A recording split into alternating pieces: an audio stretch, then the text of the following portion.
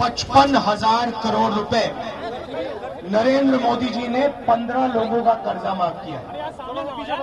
मतलब आपका पैसा चोरी करके आपकी जेब से निकालकर मेहुल चोकसी, नीरव मोदी, विजय माल्या, ललित मोदी, अनिल अंबानी के जेब में डाला है। राफेल घोटाले में 30,000 करोड़ रुपए हिंदुस्तान के एयरफोर्स से चोरी करके नरेंद्र मोदी जी ने अनिल अंबानी के बैंक अकाउंट में जेब में डाला है। चौकीदार चोर। अब देखिए, सुनिए, फ्रांस का राष्ट्रपति कहता है कि हिंदुस्तान के प्रधानमंत्री ने उससे कहा हिंदुस्तान एरोनॉटिकल लिमिटेड को कॉन्ट्रैक्ट नहीं मिलेगा, 526 करोड़ रुपए का हवाई जहाज 1600 करोड़ रुपए में खरीदा जाएगा। हवाई जहाज हिंदुस्तान में, उत्तर प्रदेश में नहीं बनेगा, हवाई जहाज फ्रांस में बनेगा। फ्रांस का राष्ट्रपति कहता है हिंदुस्तान के प्रधानमंत्री के बारे में। मगर जब किसान कर्जा माफी मांगता है, नरेंद्र मोदी कहता है मैं नहीं करूंगा। जब गरीब व्यक्ति पैसा मांगता है, नरेंद्र मोदी कहता है नहीं करूंगा। आपको ऐसी ही धूप में नोटबंदी में बैंक के सामने खड़ा किया, आप थे खड़े। आपको कहा अपने जेब से पैसा निकालकर हिंदुस्तान के बैंक में डालो, काले धन के खिलाफ लड़ाई है। उस लाइन में आपने हिंदुस्तान के चोरों को देखा? खड़ा था उस लाइन में कोई चोर? नीरव मोदी, मेहुल चोकसी, ललित मोदी कोई खड़ा था लाइन में? नहीं। गरीब जनता खड़ी थी, आप लोग खड़े थे, किसान खड़े थे, मजदूर खड़े थे। कैसी काले धन के खिलाफ लड़ाई? आप सबको लाइन में खड़ा कर दिया। तो हमने अब एक निर्णय लिया है, अगर नरेंद्र मोदी हिंदुस्तान के सबसे अमीर लोगों का कर्जा माफ कर सकता है, लाखों करोड़ रुपए उनको दे सकता है, तो कांग्रेस पार्टी भी काम कर सकती है। अब आप सुनिए, हमने ऐतिहासिक निर्णय लिया है। सुनिए, ऐतिहासिक निर्णय लिया है, ये सबको हिला देगा। आप सबके जेब में कांग्रेस पार्टी पैसा डायरेक्ट पैसा डालने जा रही है। थोड़ा सा मैं समझाता हूं।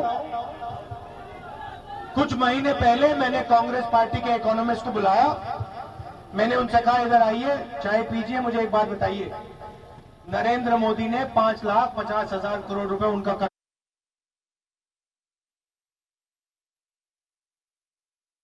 कर्जा मांगा। उत्तर प्रदेश के बाराबंकी में राहुल गांधी वहां लोगों के बीच पहुंचे हुए थे और किस तरीके से वो कांग्रेस की जो रणनीति है इस इलेक्शन में, उस रणनीति को जनता तक पहुंचा रहे हैं।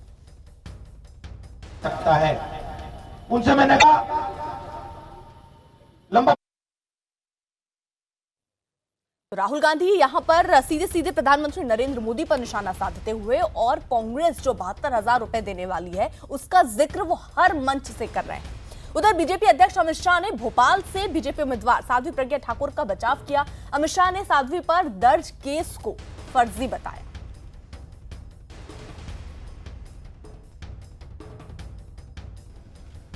भारतीय जनता पार्टी को आतंकवादी संगठन कहना ये तृणमूल कांग्रेस की मानसिक दिवालियापन की निशानी है। भारतीय जनता पार्टी अपनी स्थापना से एक राष्ट्रवादी दल रहा है। आतंकवादी संगठन वो नहीं होता है जो आतंकवादियों और देशद्रोहियों पर कठोर कार्यवाही करे। ममता दी क्या संदेश देना चाहती है? आज कांग्रेस पार्टी के साथ आप चुनाव के बाद बैठने वाली हो, वो कांग्रेस पार्टी देशद्रोह के कलम को ही, देशद्रोह की दफा को ही संविधान से अंदर से निकालने की बात करती।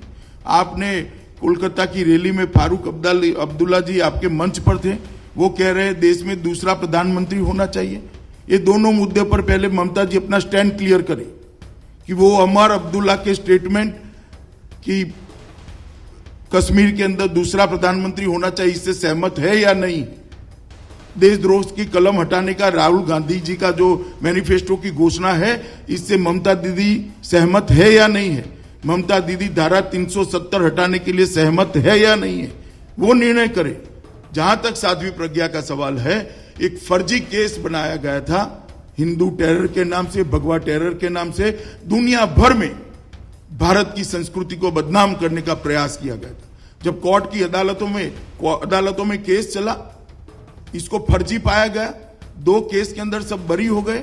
सवाल तो वो है कि समझौता ब्लास्ट में स्वामी असीमानंद और बाकी सारे लोगों को एक्यूज बनाकर फर्जी केस रजिस्टर किया, तो समझौता ब्लास्ट करने वाले लोग कहां हैं? जो पहले पकड़े गए थे वो एक्यूज को किसने छोड़ा? जिन्होंने पहले पकड़े हुए सच्चे एक्यूज को छोड़ा है वो टेररिज्म का सपोर्ट करने वाले लोग हैं, हम नहीं हैं। देश की जनता जानना चाहती है कि समझौता ब्लास्ट जिसने किया था वो लोग कहां गए, जिसको उस वक्त सीबीआई ने पकड़ा था। अमेरिकन एजेंसियों ने भी स्पष्ट किया था कि लश्कर-ए-तोयबा का कृत्य है।